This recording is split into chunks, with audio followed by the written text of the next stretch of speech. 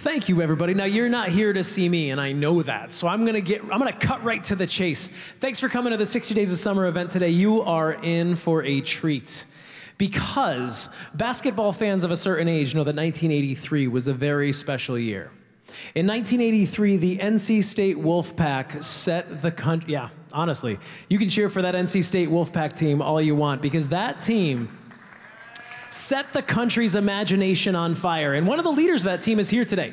Thurl Bailey was one of the leaders of that NC State team that won the NCAA title. He was then the #7 overall draft pick by the Utah Jazz that same year, 1983. He played for 17 years professionally, including stops in Minnesota and then overseas in Greece and Italy. And he is now one of the great basketball analysts on television, working with the Utah Jazz. He's a motivational speaker, he's a dad, he's a performer, he's a singer, he does everything. So please put your hands together for Mr. Thurl Bailey.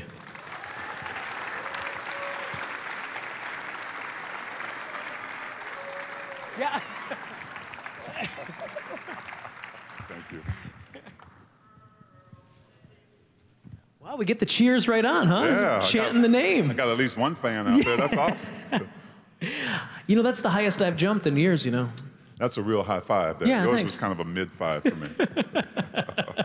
It's a regular 5 for you. So I want to talk, Thurl, because so much of your career, and I've been a fan of yours for years, Thank you. really starts before we get to know Thurl Bailey. Your story starts in the DC suburbs. One of the great basketball hubs. Yeah. You think about New York, DC, Philadelphia, you know, these Chicago. Can you talk to us about the way that the 60s and 70s in the DC suburbs started to shape the Thurl Bailey that the world would know? Well, for me, it was just a very interesting journey, to say the least, because I didn't grow up, you know, loving or playing basketball at an early age. Really? I did not. I was interested in other things. You know, where I lived, right outside of DC, in the Maryland suburbs, it was a very difficult time to grow up. I mean, a lot of crime. I was fortunate enough to have both parents in my house, my dad and mom there, whereas a lot of kids did not have that growing up. And so we were sheltered from a lot of that, but you know, you can't be sheltered from all of it. So sure. Basically, my mom and my dad told all of us as kids that the way we were going to be successful was through education. You get a great education, you can compete in the business world, you can communicate with people. If you wanted a job, you could sit there with that prospective boss and look him in the eye and shake his hand.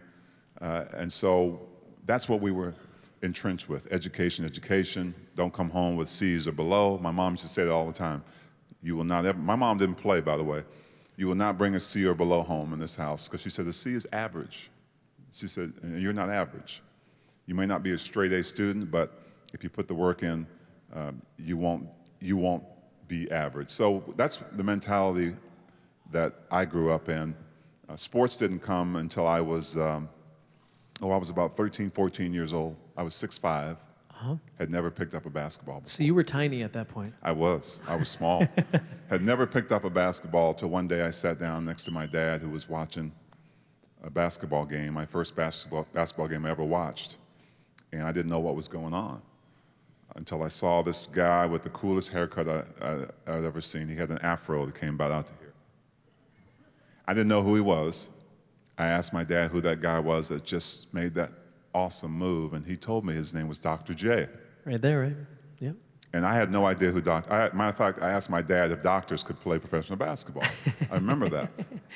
So that was really the beginning for me of discovering what basketball was.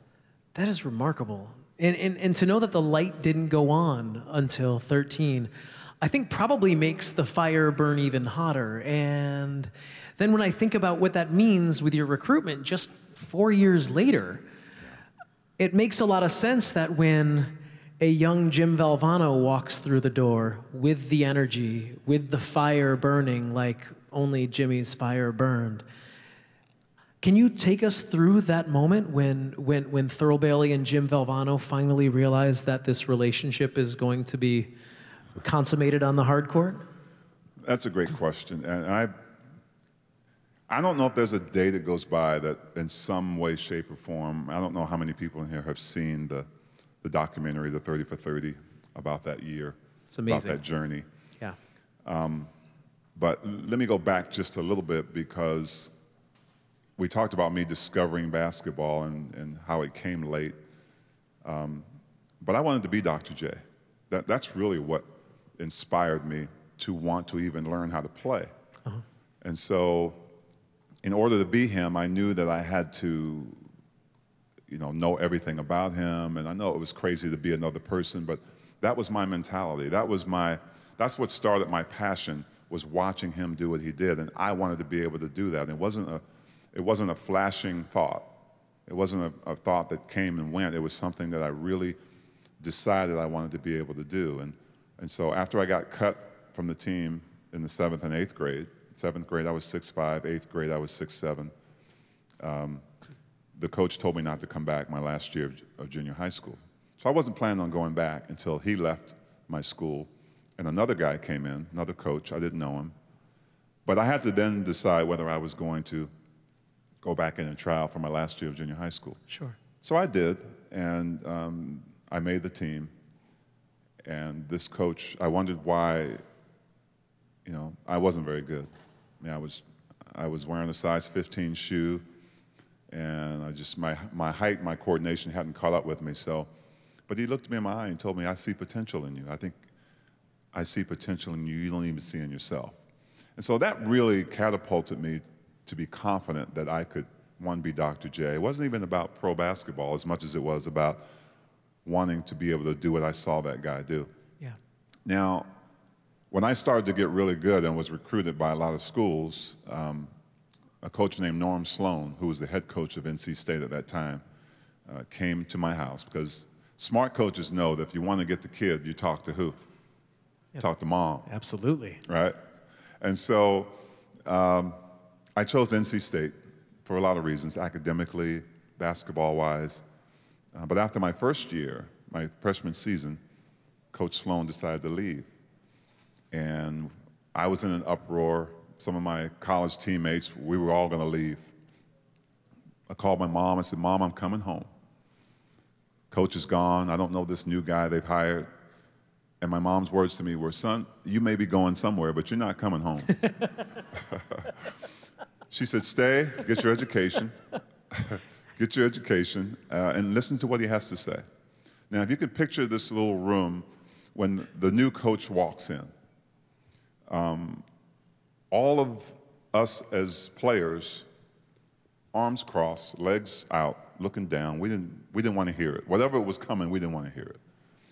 So he walks into the room, and we're all sitting there, and we're all ticked. We don't even want to be in that room. We don't know this guy. He didn't recruit us.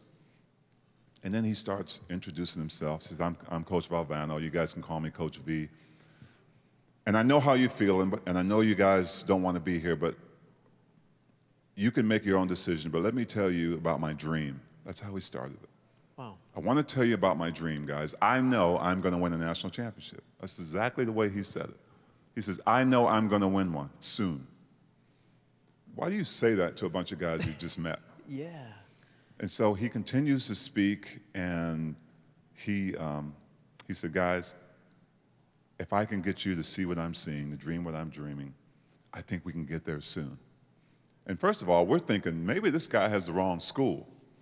Because right down the road, there's a Hall of Fame coach, Dean Smith. There's James Worthy. There's Sam Perkins. There's what's the other guy's name they had? He's in here somewhere. Michael Jordan? Yeah, that Jordan fella. Yeah. We're thinking, well, maybe he's not at the right school. But the more he spoke, the more we bought in. Yeah. And so that first meeting with him was interesting because nobody left. We all stayed. Yeah. He promised us that there wouldn't be a day that goes by that he wouldn't remind us about what the ultimate goal was, and that was to win the national championship. Thurl, in that 30 for 30, which is one of my, I mean, obviously, as a hoop head, you can't watch it and not, first of all, just bawl the whole time. They talk about You all talked about the cutting down of the nets, the practicing of cutting down the nets. Yeah.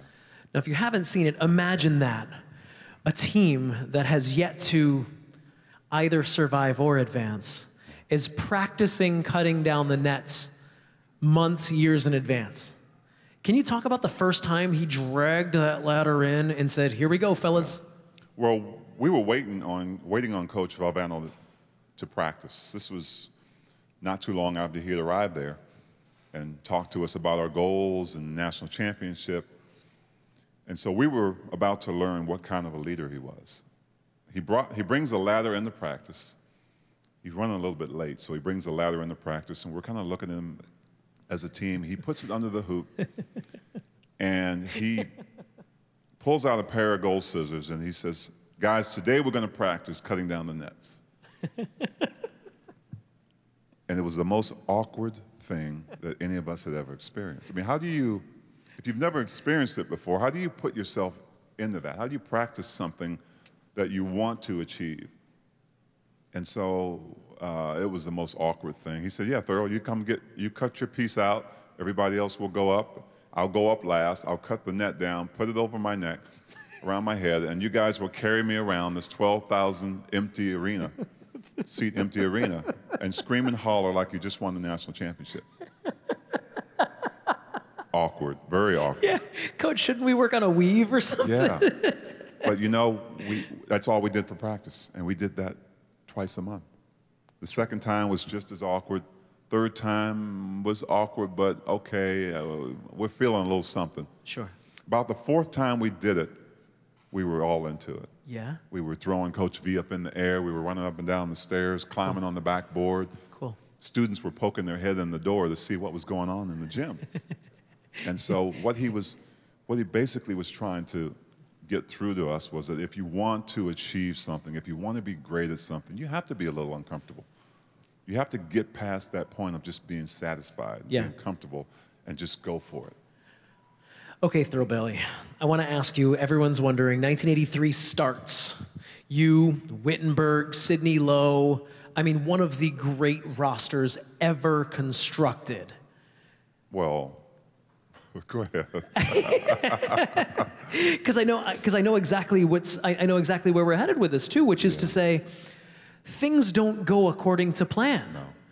And yet you still, because of the practice of aspiring to cut down the nets, can you talk about that year and the way that the train kept getting derailed, and yet you guys kept getting right back on it and going? I mean, Reynolds Coliseum everyone knew that Reynolds Coliseum was the mailing address for Cinderella. Yeah. Let me start with this, because it doesn't matter what arena you're in, whether you're in basketball, you're in business, you're trying to make your school team. You can never truly experience great success without some of that failure, without some of that disappointment. And that success basically will come based on what your reaction to it is. I know a lot of kids that gave up. I know a lot of kids that give up, at the first sign of trouble. They go on to something a little bit easier. But the experience for us was, we lost Derek Wittenberg that year to a broken foot. He was one of the key pieces to us making that dream come true. But what happened was, when Derek Wittenberg was injured, other players, a kid named Ernie Myers on that team, stepped up. He was a freshman. He stepped up and played a great role until Derek Wittenberg could come back. And so we experienced a lot of ups and downs, and Coach B kind of warned us about that. He said, "Guys, we're going to lose games by 25, 30. We're just not going to have it that night. We're going to beat some teams by 25 or 30. We don't get too high. We don't get too low. We keep our eyes focused on the ultimate goal. And that's what's going to get us there. If we stay together through whatever, on the court, off the court, we're going to build a bond." And yeah, do you need some luck? Absolutely you do. Mm-hmm. But he said, the things that you guys will do, you're going to create an opportunity for yourselves. And when the opportunity comes, you're going to be ready. You're going to be ready. And he said that our goal is to put ourselves in a position to win. Yeah. And so it was an interesting journey, to say the least, because there was so much that happened, a roller coaster ride that happened. But we wouldn't want it any other way. That's what journeys are all about. And if we had lost before that national championship game against a great Houston Cougars team, listen, it still would have been a great journey. But to have a storybook ending like we did, and the culmination of not just how we started, and not just how we ended with basketball, but Coach V's legacy. Yeah. You know, the great speech he gave on the ESPY Awards days before he passed away from cancer. Yeah. So the whole picture, the whole journey is a very important piece for everybody who's seen that, not just on a basketball sense, but in their own personal lives. For sure. So the national championship happens. I just gonna leave it. So that happened. So that thing happened. And then draft night rolls around. And, you know, as if a young Thurl Bailey's life couldn't already be just starting to take flight, the Utah Jazz used their number 7 overall pick on Thurl Bailey. Can you describe your learning of that? Because this is not 2017 when the masses are huddled around, there's Twitter to find out where you're going. What was your draft night and day experience like? It was surreal. It was very surreal. Because first of all, you're right. Things today are different, where they have you know, workouts with other teams. I'm really glad we won the national championship, because I didn't think I was good enough to last in the NBA, much less play. I was 6'11", 189 pounds. Winning the national championship did take my stock up. I wasn't quite sure where I was going to fall in to the draft. I had heard coaches talk about, you know, where you might end up, but you just never knew. So I was a little nervous. I mean, I hadn't really dreamed of playing in the NBA. I just wanted to be Dr. J.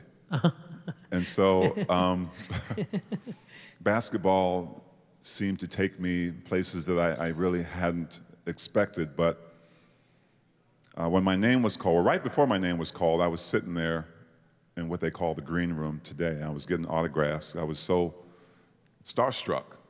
You know, I was getting autographs of guys who I knew were going to be selected, you know, top 10. Man, you were getting autographs? I was getting autographs. Yeah, that is fascinating, Thurl Bailey. Yeah, I mean, I was a fan. Yeah. You know? And so when my name was called, it was a very surreal experience to be able to walk that walk to the stage and shake the commissioner's hand and then get the Utah Jazz cap. But I guess the real interesting thing is, it's not just about making it to the NBA, it's about making your mark. It's about staying, it's about, because many guys have been drafted and careers have come and gone just like that. Sure. But I came full circle very early in my career when I'm sitting on the bench for the Utah Jazz. Frank Layden calls my name to go in the game. And I'm standing there, and before the game starts again, I get a tap on my shoulder, and a hand reaches out and says, "Thurl, congratulations on the great college season. Welcome to the NBA." And it was Dr. J. And so I always tell people I had so many great moments. I scored over 10,000 points in my career. But the day he shook my hand at midcourt was probably the greatest moment in my NBA career. I feel that. Yeah. I do. It was. And I had to guard him afterwards, though. Did you? Oh, I was a rookie. And I think I worked harder than I ever had in basketball, and I held Dr. J to 47 points that night. Let the record show it should have been 49. You took that one layup away from him. Well, there was no chance he was going to score 50 on me, all that much. After this next question, I am going to give you a chance to raise your hand and be acknowledged. Maybe and if one of the great Hoop Hall staffers does choose you, you'll be stuck in line over here on my right, your left, and you can ask Thurl Bailey a question. So just start to ruminate on something that I've left out right now, and there's plenty. So now, after playing your first 8 seasons, we talk about the business of basketball. You and I were talking about it off mic. You're traded to Minnesota. Do you remember, I'm sure you do, receiving that information and how that initially felt for you?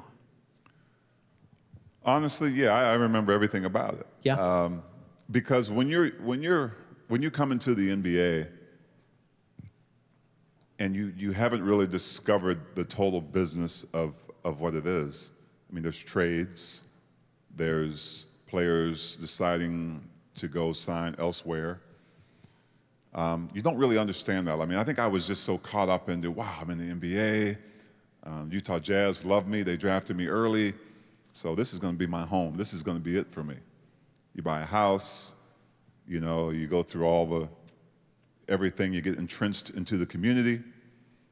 And one day after practice, after a rigorous practice, you get in your car and you're driving home and you turn on the radio. No. And you hear about this big trade that just happened and your name's part of it. Oh.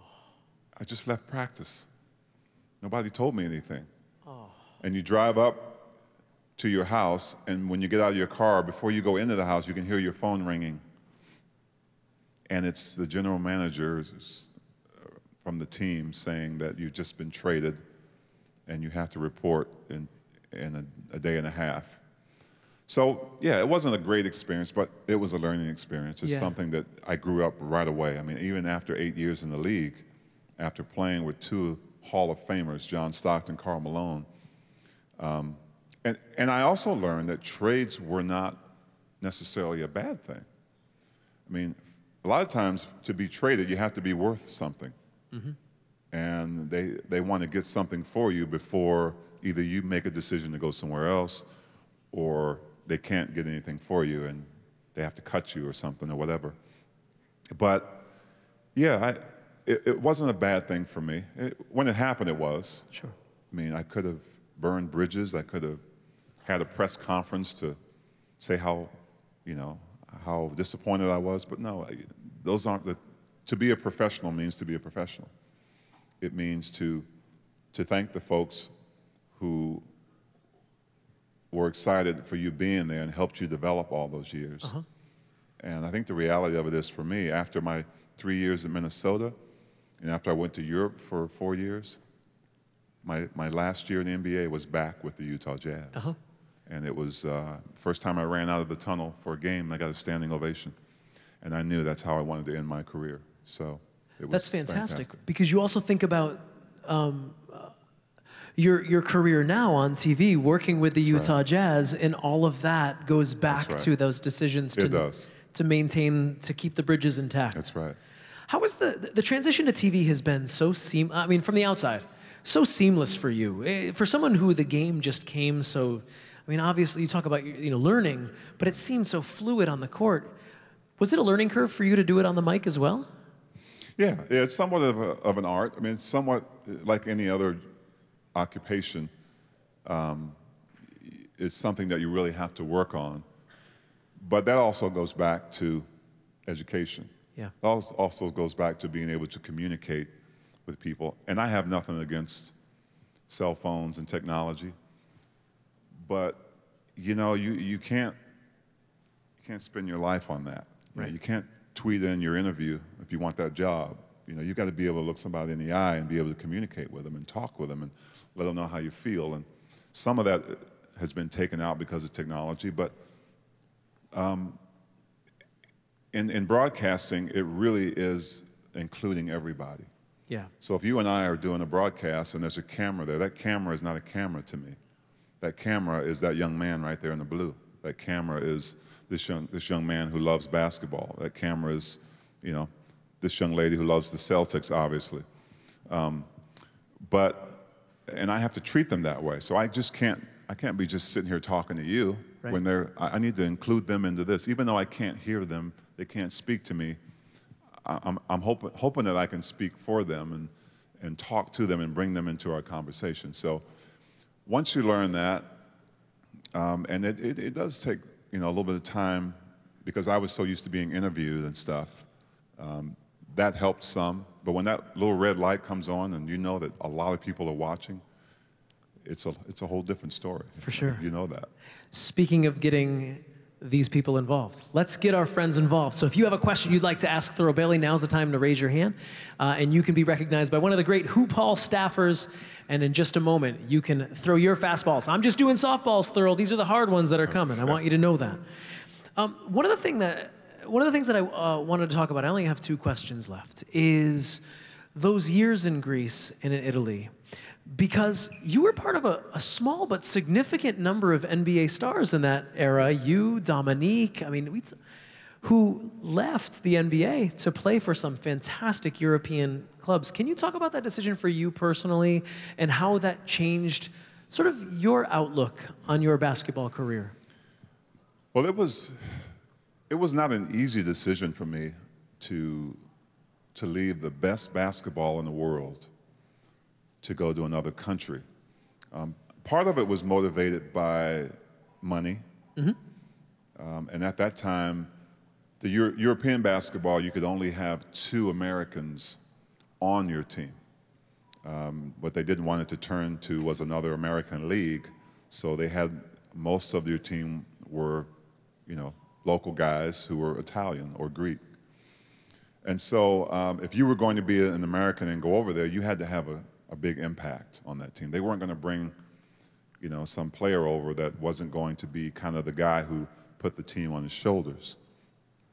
So it was not an easy decision to go, but I decided to go to Greece. I had never been to Europe before, and so it was exciting that basketball could take me so many places that I had never experienced. And so it was an interesting transition. Different basketball, very physical, few different rules that you had to get adjusted to. But I stayed there. I went to Italy the next year. And I have to say this because as much as I love the NBA, I think my overall experience basketball-wise, I probably had the best time in Italy. Did you? Yeah, the basketball wasn't as great. Listen, you're right, Dominique Wilkins was there, Byron Scott was over there, so the basketball was really good, but the cultural experience that came with it was amazing. And I just got back from Italy. I spent a month over there with some of my ex-teammates, and it's more than just the basketball. It was the culture. It was the fact that when you go out to eat, you're not in a hurry. You're probably going to be at dinner for 2.5, 3 hours. And the cultural experience for my family was just an amazing thing. And it's again, the NBA experience is second to none.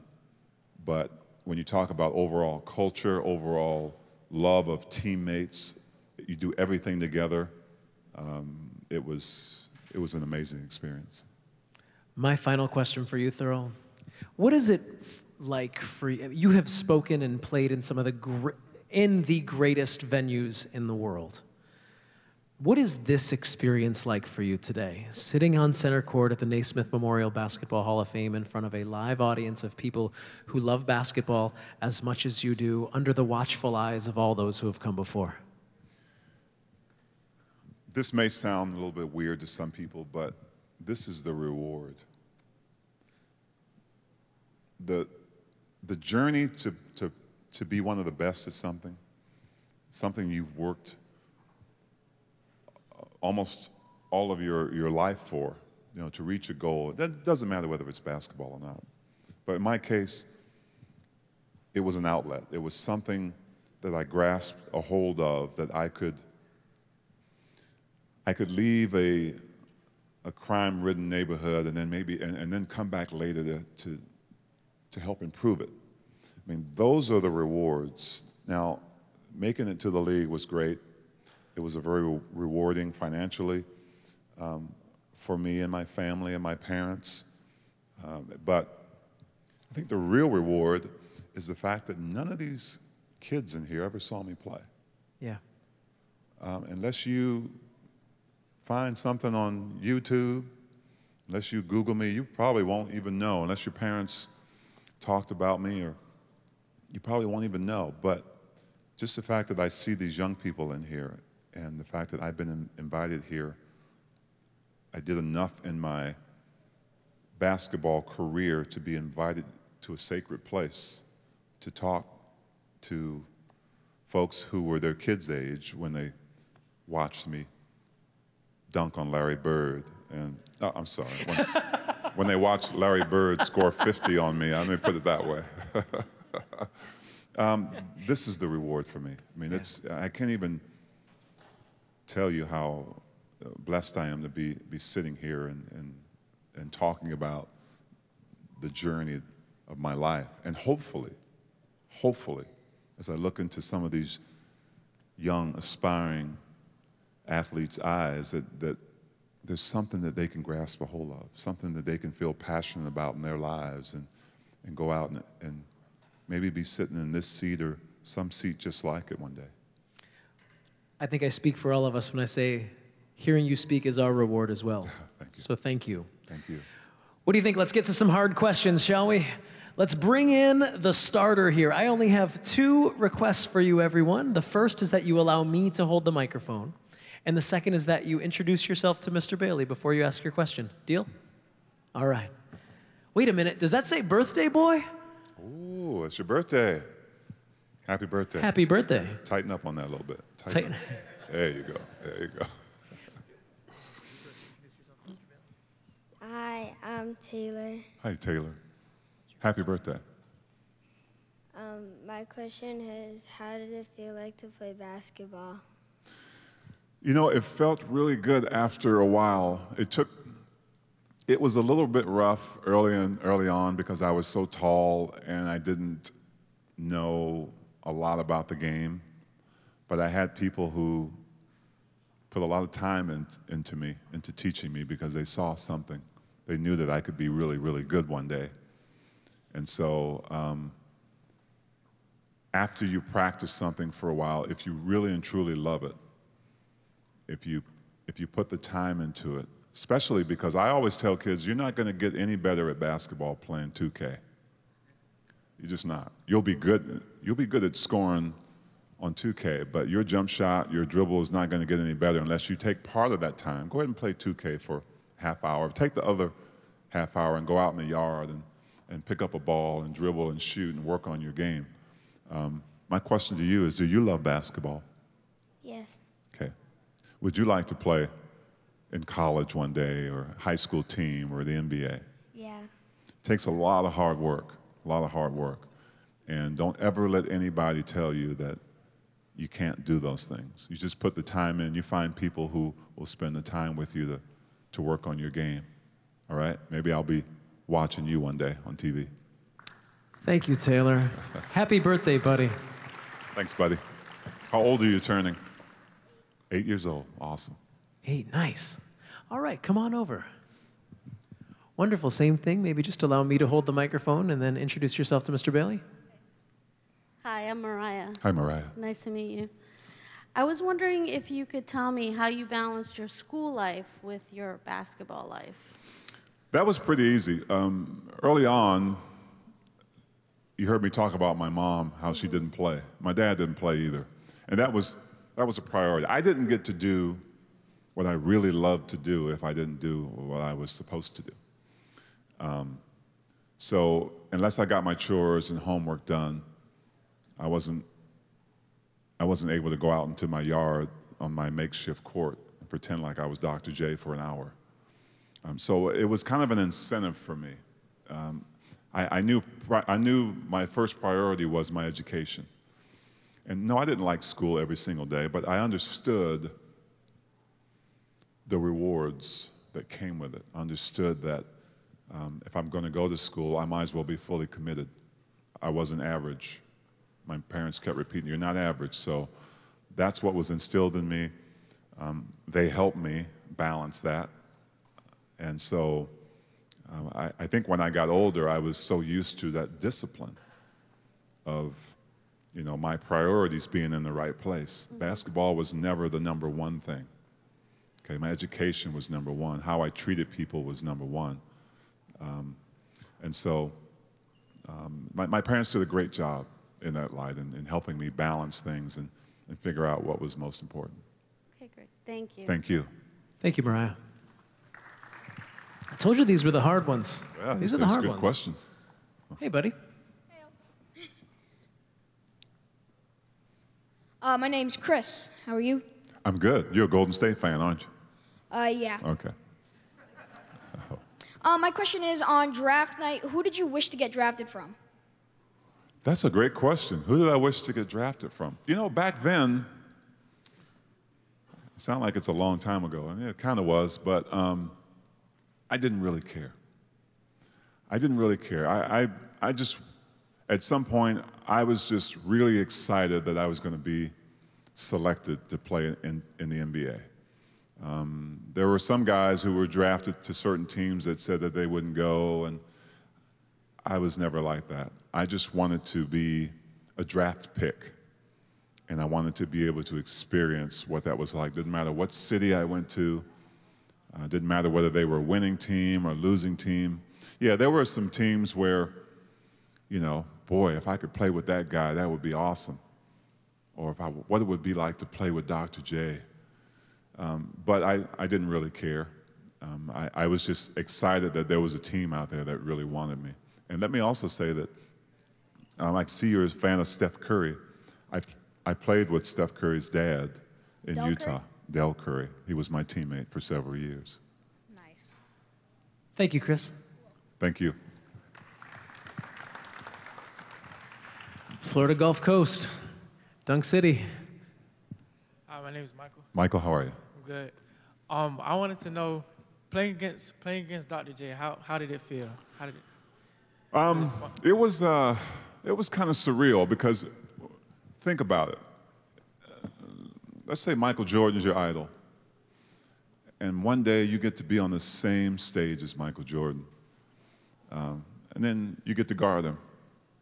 I mean, how would you feel? Would you be nervous? You wouldn't be? Well, I was.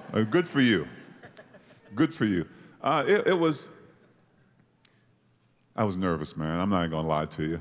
I was a nervous young rookie. I was thrown in the fire early, but part of me was, okay, you're on the same level. You're on the same stage. You may not be as good a player, or he may be Dr. J, but one day you're gonna have a nickname too, and you've got to earn that, right? So that was my thought going into my first game with Dr. J. Dr. J and I are really good friends today, by the way, yeah, but on the record, I was scared. But I got over it really, really fast. Thank you, Michael. Thank That's you. a great question. Yeah, I love that. Hey, bud. How you doing? My name is Everett. How are you? My question is, what was the most important lesson that you learned from Coach V in life and basketball? Wow, dude. Wow. Wow. What an awesome question, young man. The most important lesson that I learned from Coach V, I learned a lot of lessons from him. But I think after everything was said and done, it was never, ever, ever give up.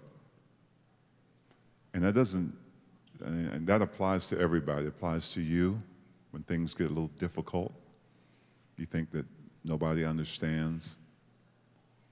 When you're clear on certain things that you want to accomplish in your life and something doesn't work out, if you have a passion for that, if you truly believe something, then you will never, ever, ever stop fighting for it.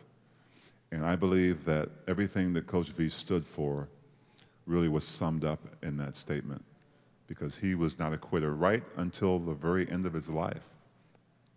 I think he truly believed that he was going to beat cancer.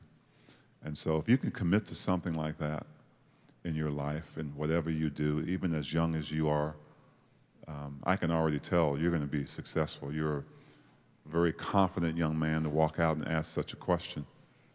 But don't ever, ever, ever give up. Thank you, Everett. Thank you. He's got a presence about him, Yes, doesn't he? he does. We're going to hear from him again. How are you, sir? How are you, sir? Hi. Hi. My name is Sergio. I'm from Italy, Milan. I actually remember you playing for my team. And it was amazing for me seeing you on the TV and Grazie, playing. grazie. So you said that the culture was great, basketball. So do you foresee? Do you see any European player currently in the NBA becoming MVP one day? Any current player? European. Oh, player. European player. Wow. Even without thinking of a name, yes.